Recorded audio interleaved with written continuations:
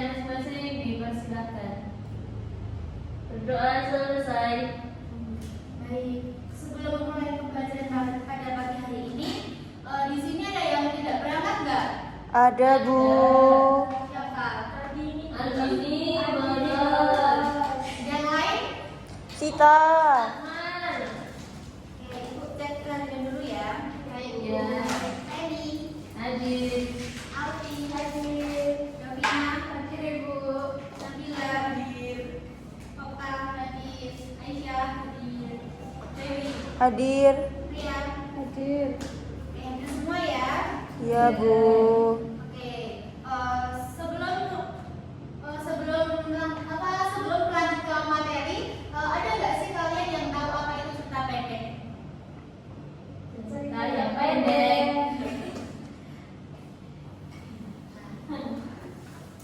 Cerita pendek adalah sebuah karya sastra prosa naratif yang memiliki panjang yang singkat.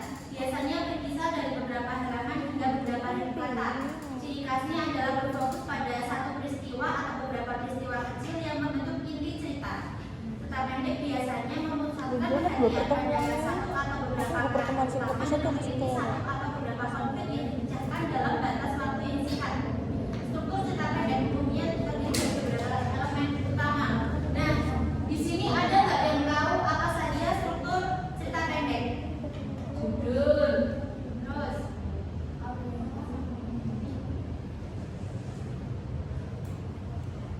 struktur cerita pendek yang pertama adalah pengenalan. Nah, pengenalan ini atau pendahuluan merupakan bagian awal cerita di mana pembaca diperkenalkan kepada karakter, latar belakang dan situasi awal yang akan menjadi dasar bagi perkembangan cerita. Yang kedua, komunikasi atau konflik, di mana konflik atau permasalahan utama muncul menantang karakter utama dan memicu peristiwa-peristiwa yang membentuk inti cerita. Konflik ini bisa berupa konflik internal di dalam diri karakter atau eksternal dengan lingkungan atau karakter lain. Yang ketiga, klimaks.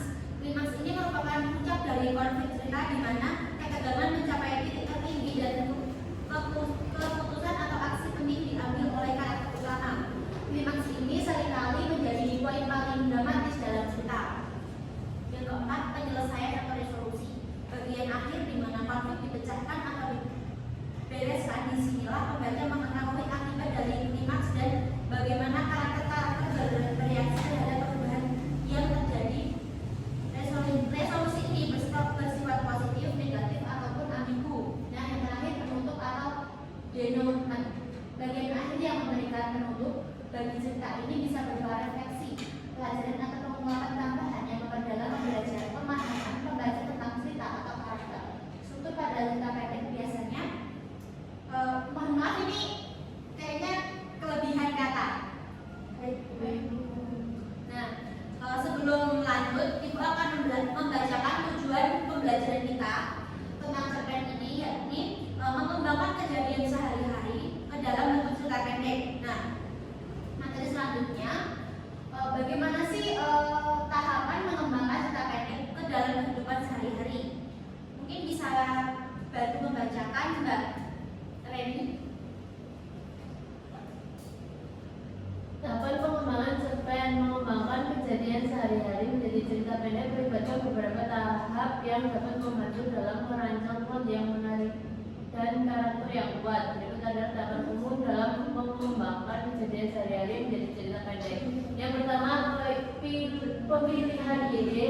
Yang kedua, penentuan karakter utama. Yang ketiga, penentuan konflik. Yang keempat, pengembangan plot. Dan yang terakhir, pengembangan karakter. Yang terakhir ya, Mbak, masih ada. Oh, masih ada. Yang keenam, penentuan setting. Yang ketujuh, penulisan dan revisi. Yang kedelapan, pengeditan terakhir. Oke, perlu saya jelaskan nggak? Sudah jelas. Kalau sudah jelas, kita langsung saja ke tugas. Nah, di sini Ibu akan membentuk kelompok menjadi berapa ya?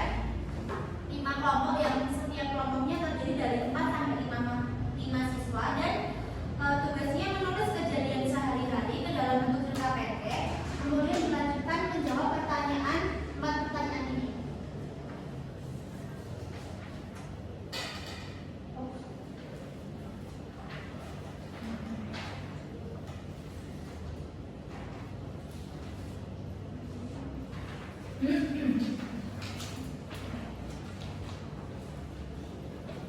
Sepuluh menit cukup nggak?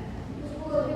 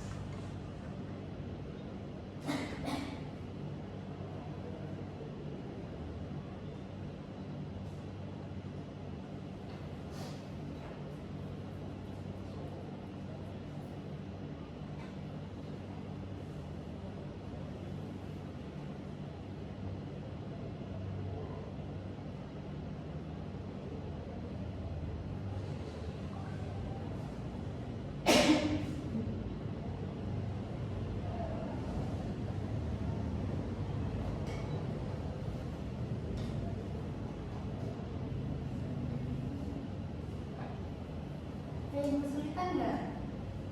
Tidak.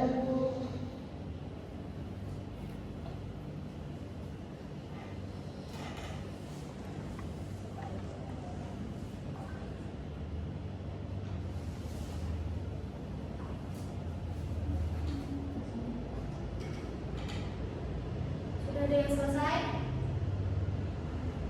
Tidak. Mungkin Ibu akan menunjuk kelompok 1 buat mempresentasikan hasil pekerjaannya. Misalnya kelompok 1.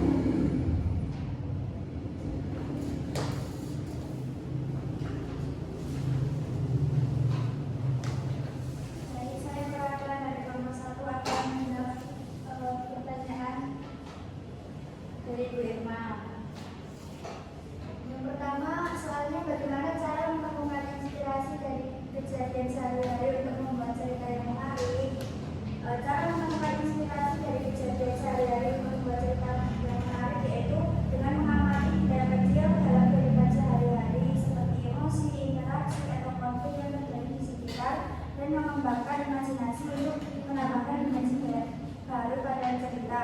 Yang kedua, tantangan utama dalam menulis cerita pendek itu keterbatasan pada ruang lingkup yang singkat, kemudian membangun karakter yang kuat dalam waktu terbatas, dan menyampaikan pesan yang jelas tanpa kehilangan daya tarik naratif.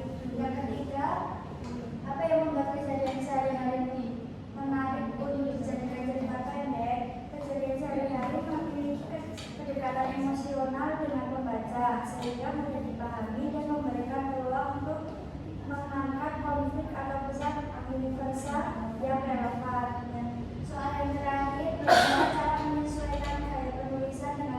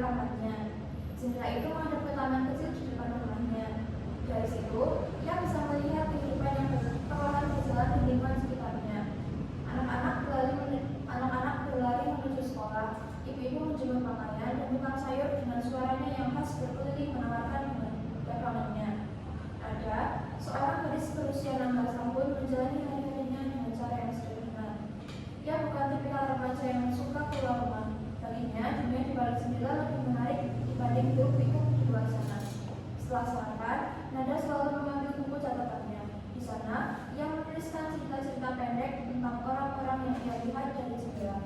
Suatu hari, ia menulis tentang seorang kakek yang setiap hari memberi makan burung-burung di taman. Ia membayangkan kakek itu dulunya seorang pelaut yang mencintai laut, dan burung-burung itu adalah temannya saat berlayar. Hari berikutnya, ia menulis tentang anak kecil yang suka bermain layangan di ujung jalan. Ia membayangkan anak itu bermimpi menjadi seorang pilot yang bisa terbang bebas kemanapun ia mau. Namun, suatu pagi, ada melihat sesuatu yang berbeda. Seorang anak laki-laki seusianya duduk di taman. Dia memainkan kamera dan memotret burung-burung yang terbang. Anak itu sering muncul di taman sampai itu, membuat Anda penasaran.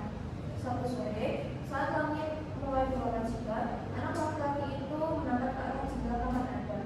Mereka saling bertukar pandang beberapa detik sebelum Anda cepat-cepat menutup gorden. Namun sejak itu, setiap kali Anda duduk di jendela, yang merasa ada mata yang melihat. Hari berlalu, dan anak itu akhirnya mendekati pagar rumah Anda dengan suara pelan. Ia berkata, "Hai, aku Dimas. Kamu suka lihat burung juga ya?" Nada yang biasanya menyenangkan berbicara dengan buku, merasa pukul. Namun ada sesuatu yang membuatnya ingin menjawab. Aku hanya suka melihat dari sini. Kalau begitu, lain kali kamu harus coba keluar. Taman ini lebih indah kalau kamu ada di dalamnya, bukan hanya dari balik jendela, kata Dimas sambil